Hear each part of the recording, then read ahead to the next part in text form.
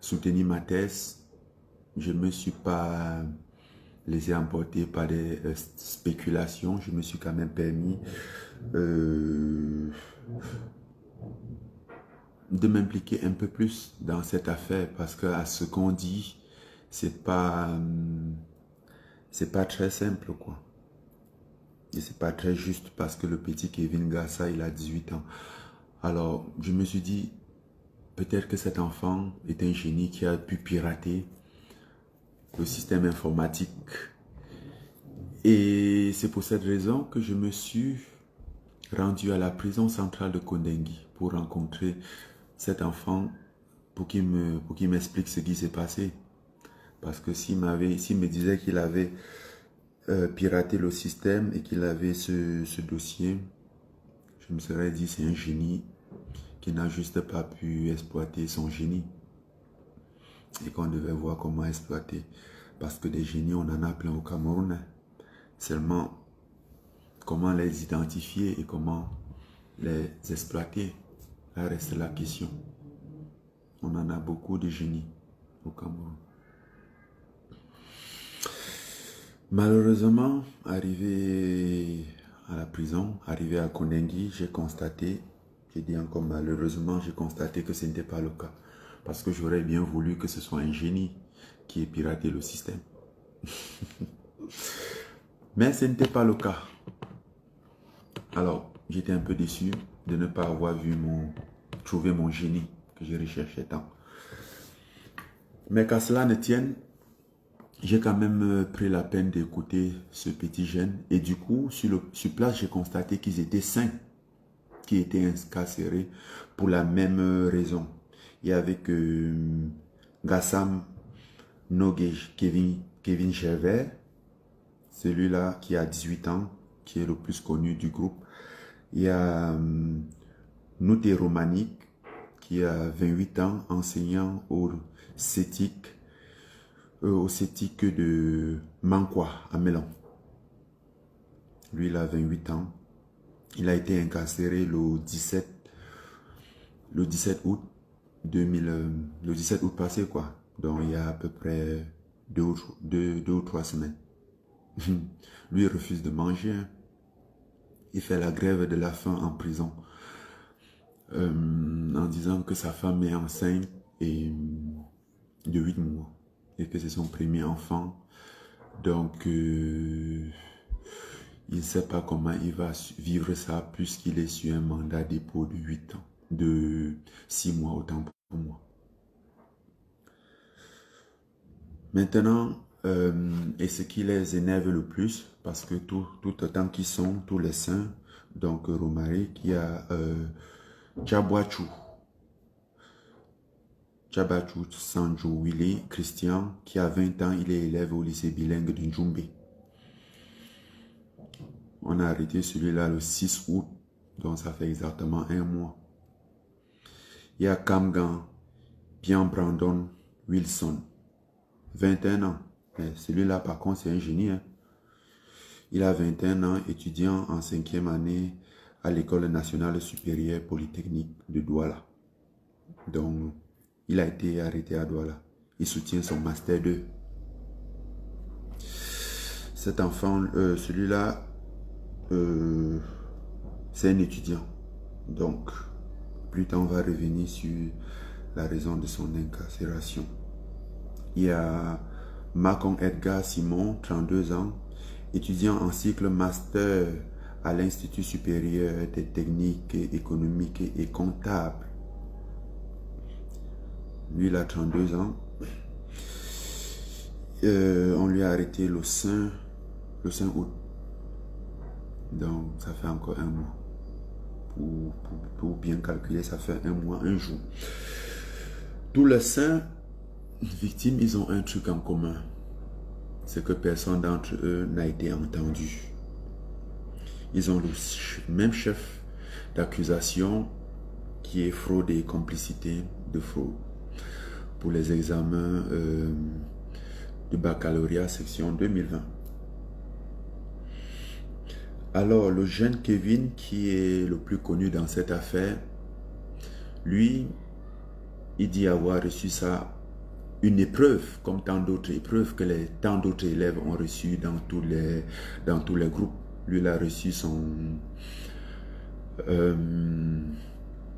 il a reçu ça d'un groupe Telegram, où il a transféré dans un groupe WhatsApp, qui était le groupe, son groupe d'études, à ses amis de traiter, au cas où il savait que ce soit le sujet de l'examen, qu'au moins qu'ils aient déjà la maîtrise sur cette épreuve. Mais bon, a priori, c'est ça son crime, d'avoir reçu. Et ça, c'est selon les dits de ce dernier. À moins que la justice nous apporte certains éléments. Ça, c'est ce qu'on en sait jusqu'à présent.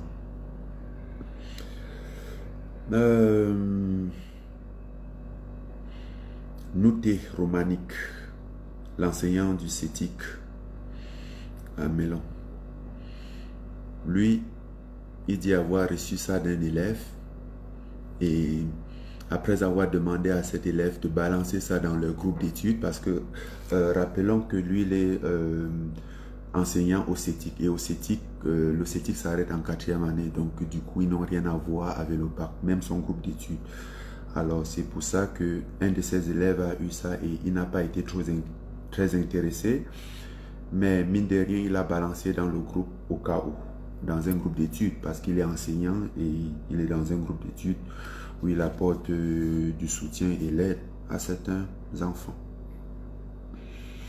Donc, lui, notamment, il n'avait rien à faire avec le bac, ce qui est un peu curieux, parce que au CETIC, il n'y a personne, je dis bien, il n'y a aucun élève du CETIC qui compose le bac, quoi.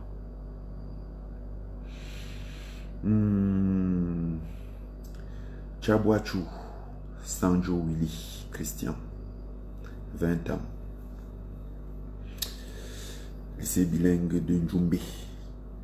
C'est un élève aussi qui a aussi reçu ça dans un groupe WhatsApp et qui a transféré ça dans un autre groupe.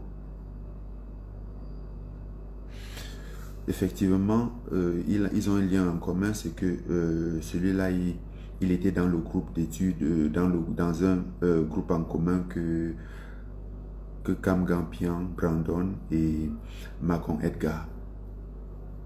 Mais c'est lui qui a partagé ça dans le... Non, excusez-moi. Oui, il était dans le groupe du professeur. Lui aussi, il a reçu ça du groupe du professeur et il a également partagé. Donc, le chef d'accusation jusqu'ici était d'avoir partagé.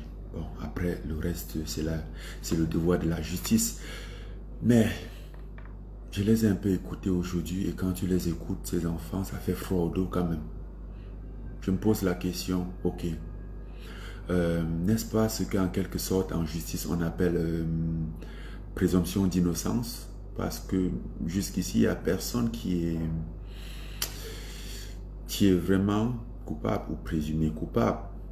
Et aussi que selon leur dit, ça fait un mois, à peu près un mois qu'on les a incarcérés, certains, mais qui n'ont pas été entendus, mais par contre qui ont été déférés jusqu'à la prison centrale de Kondengi. Donc ils ont été mis sur mandat de dépôt provisoire de 6 mois. Ce qui veut dire que le jugement peut commencer après 6 mois. Et que même après 6 mois, on peut encore prolonger le mandat de dépôt. Pour un coupable, je pense que c'est pas grave. 6 mois, c'est pas grave pour une fraude, pour une faute telle que celle-là. Mais avec présomption d'innocence, est-ce que parce que je comprends bien que notre justice a bien voulu mettre de la lumière sur cette affaire, ce qui est louable, mais est-ce que si par hasard ces enfants étaient innocents et qu'on n'avait pas pris la peine d'enquêter un peu plus profondément pour quelques jours au moins, avant de de les incarcérer, ça n'aurait pas été mieux, parce que la question que je me pose, c'est après ça, qu'est-ce qui va se passer? Ils vont être suspendus? Quoi? C'est quoi leur avenir? Ils sont déjà en train d'être entachés. Ils ont déjà un casier judiciaire. Et s'ils étaient innocents? Comment ils ont pu avoir ces épreuves d'examen? Parce que, à ce que je sais, il n'y a aucun bureau d'office du baccalauréat, ni à Baganté, ni à Melon, ni à Djumbe. Et pour Douala, je ne sais pas encore, mais une fois de plus, ce n'est pas là où ça a été préparé. Donc, comment est-ce qu'ils ont pu avoir ça? Et je suis persuadé que c'est ce que les enquêteurs là dehors sont en train de chercher à savoir. Mais entre-temps, ces enfants, s'ils sont innocents, qu'est-ce qu'on fait? C'est effrayant quand même. Parce que des milliers d'enfants là dehors, dans l'espoir de mieux se préparer pour les examens, ont partagé des épreuves d'examen. Ils en sont des milliers. Alors si on va arrêter juste des gens pour avoir partagé des épreuves, je pense que chaque élève qui un jour dans sa vie a participé dans un groupe d'études, que ce soit à l'école ou sur les réseaux sociaux, sera coupable, sera incarcéré par la même occasion. Qu'est-ce qu'ils ont de particulier, ceux-là? A priori, la fuite de ce dossier part de Yaoundé. Mais qui est le responsable? Je pense que, comme tout le monde, on a besoin, maintenant que ce dossier est sur la toile, on a tous besoin de connaître la vérité. On a tous besoin d'être éclaircis, que justice soit rendue et qu'on nous apporte les vrais coupables, qu'on nous présente les vrais coupables. Ceux qui entachent notre système éducatif, ceux qui portent préjudice à notre image. Qui sont-ils?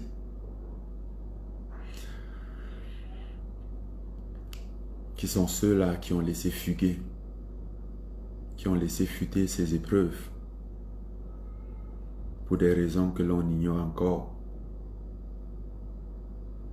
C'était une faute professionnelle ou c'était intentionnel? C'était un hasard? Qui sont-ils?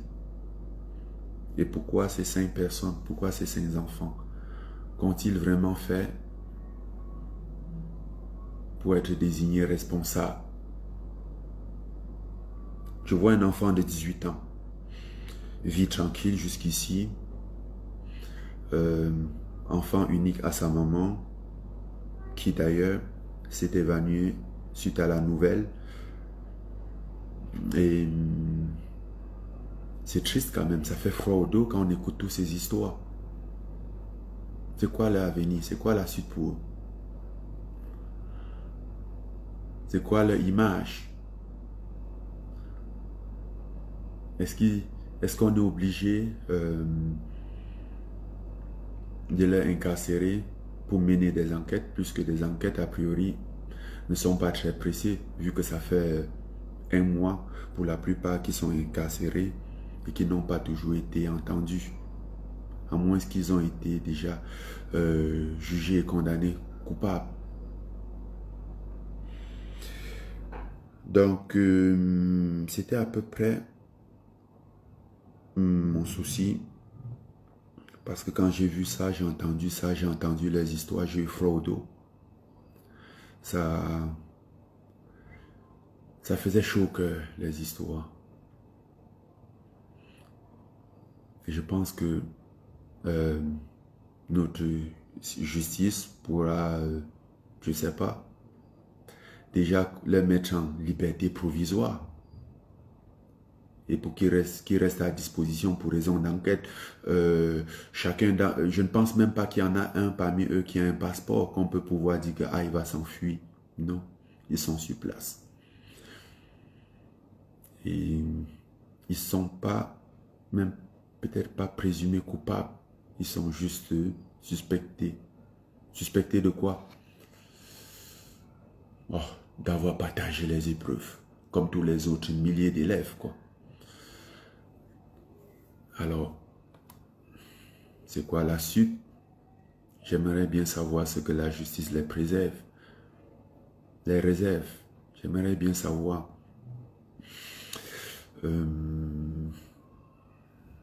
ce qu'on en fait maintenant.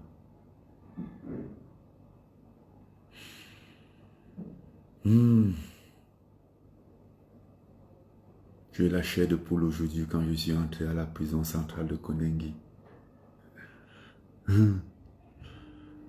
Ça faisait peur de voir chacun avec son histoire, des cas qui sont là depuis des années, en attente du jugement, et que l'on ne sait pas c'est quoi la suite pour eux. Peut-être pour être plus tard libérés, innocents. Alors ces années, après avoir perdu tous ces temps, qu'est-ce qu'ils en font? Où est-ce qu'ils reprennent la vie?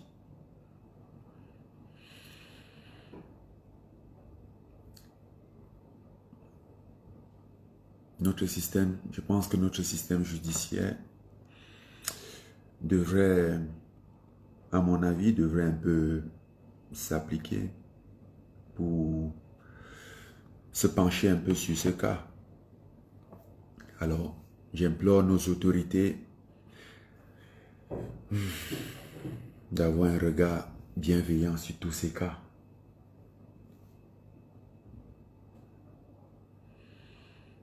En commençant donc par celui qui aujourd'hui est sur la toit.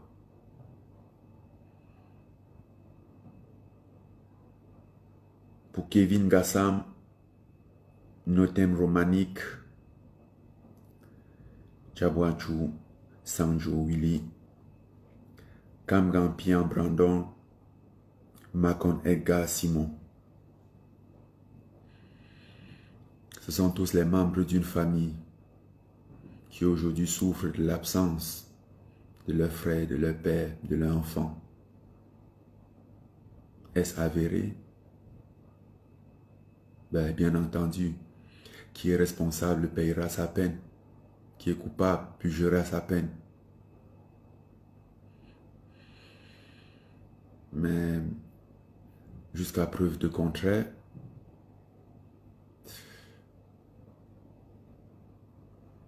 je pense que ces enfants, tous ces enfants devraient être en liberté, du moins conditionnelle. J'ai vu des criminels être mis en liberté conditionnelle. Des enfants qui n'ont a priori rien commis, si ce n'est que de partager des épreuves avec leurs camarades, comme tous les autres enfants, être en détention, avoir un casier judiciaire entaché plus tard, s'ils continuent les études, s'ils sont innocents et s'ils continuent les études, ce serait quoi la suite? Est-ce qu'il pourra avoir accès à certains emplois, puisqu'il a un casier judiciaire déjà chargé? Son casier judiciaire n'est plus vierge. Eh bien, ce serait vraiment dommage que ce soit pour rien, parce que là, leur vie sera détruite.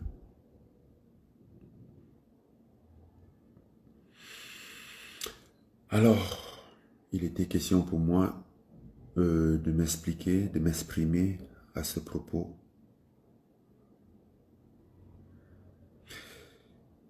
Et aussi, il m'a été révélé par l'un de ses enfants que, comme par hasard, les épreuves qu'ils ont traitées, l'épreuve du baccalauréat D de cette année fut exacte de l'épreuve du baccalauréat D de l'année passée. Et c'est la raison pour laquelle eux, ils sont toujours habitués de traiter des épreuves.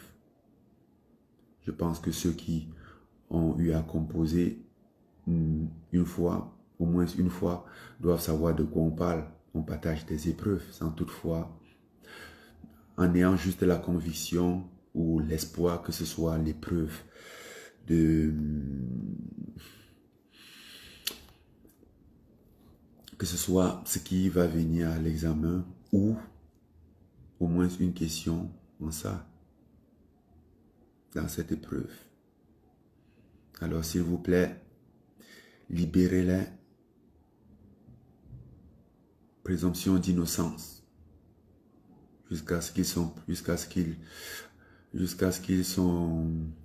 présumés coupables. Ils restent innocents à nos yeux. Tous les saints. On a entendu parler beaucoup de Kevin, mais ils sont saints dans le même cas. Et ils ont tous des familles, ils sont des frères, ils sont des parents, ils sont des enfants, des cousins, des oncles qu'on déplore, qu'on pleure chaque jour. Les femmes ne dorment pas, les enfants ne dorment pas, ils se posent la question à savoir où est papa. Les mamans ne dorment pas, ils demandent c'est quoi l'avenir, qu'est-ce qui va arriver à leur enfant.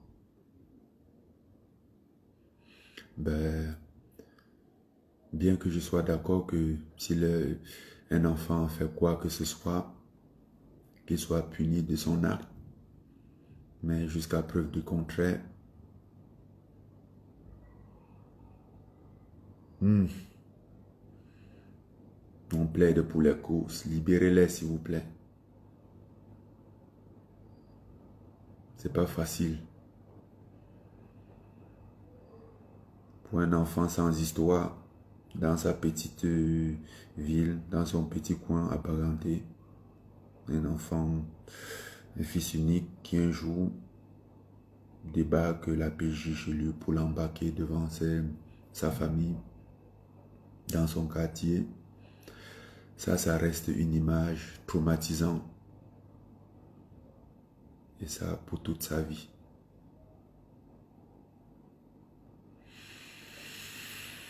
Ouais. Alors, s'il faut fouetter un chat, fouettons au moins le bon chat. D'où vient ce dossier, ces épreuves? Sûrement de l'office du baccalauréat. Pendant qu'on y parle, j'ai appris qu'il y a 7 personnes qui ont été suspendues administrativement à l'office du baccalauréat. Ceux qui sont des responsables de ce bureau, ceux qui pouvaient nous donner plus d'éclaircissement à ce propos, ils sont suspendus, mais en liberté. Pourquoi des enfants qui ont reçu ça, sans même savoir l'origine de ça, ne sont pas eux aussi en liberté?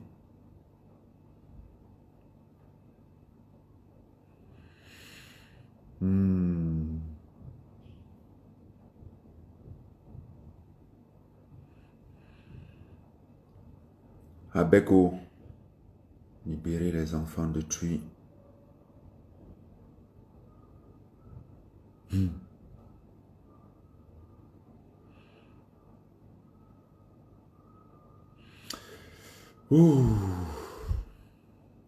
Ce fut une journée émouvante d'aller à la prison et voir tous ces cas, tous ces gens. Et je suis persuadé qu'ils sont nombreux, dont parlent les médias et les réseaux sociaux, qui sont dans la même situation.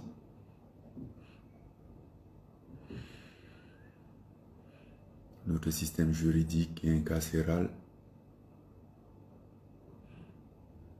nos autorités devraient reviser ça.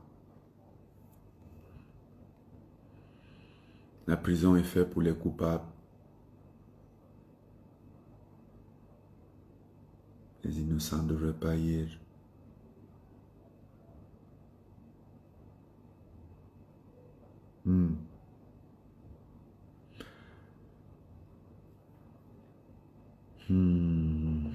Ok.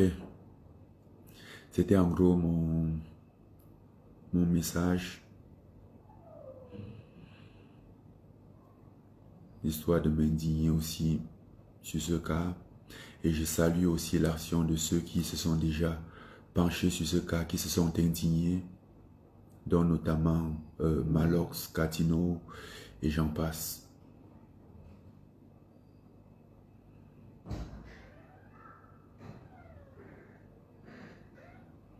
on demande justice pour ces enfants. Parce que là, ils sont traumatisés.